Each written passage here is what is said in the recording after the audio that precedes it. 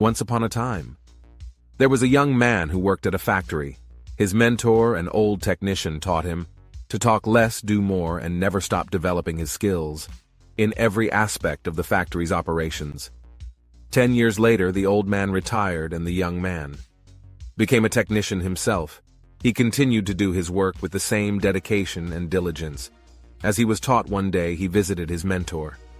The old man saw that he seemed unhappy and asked what was troubling him. The young man sighed and poured his heart out. "I have been following your instructions exactly. All these years, no matter what I work on, I keep quiet and focus on the job.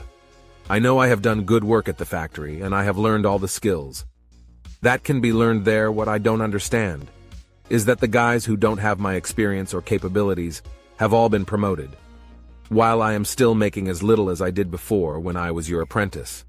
The old man asked, "Are you positive that you have become indispensable to the factory?" The young man nodded.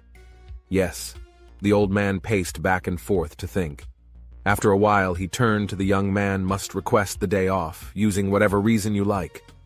It is time for you to give yourself a break." The young man was surprised by this advice, but the more he thought about it, the more it made sense. He thanked his teacher and left quickly to make a time-off request. When he returned to work after his day off, the manager called him into the office to tell him that things did not go well at the factory. While he was gone, others encountered many problems that normally would be handled by him, and they had no idea how to solve them. Realizing his importance, the manager decided to promote him to the position of senior technician, to thank him and encourage him to keep up the good work. The young man was grateful for his mentor's wisdom. Surely he thought this was the secret to success. From that point on, whenever the young man felt like he deserved more than what he was getting, he would take a day off. When he came back the next day, the situation would improve to his satisfaction. This pattern continued for months. One day, the young man found that he was blocked from going into the factory. Much to his shock, he found out that his employment was terminated. He could not believe it. Not knowing what else to do, he went back to see his mentor to try to figure out how things had gone so wrong. "Why did I lose my job?" he asked with wounded pride. "Did I not do everything as you instructed?" "Actually, you did not, because you heard only half the lesson." The old man shook his head. "You understood right away that no one pays any attention to a light bulb that is always on. It is only when it goes off that people suddenly take notice and realize they've been taking it for granted.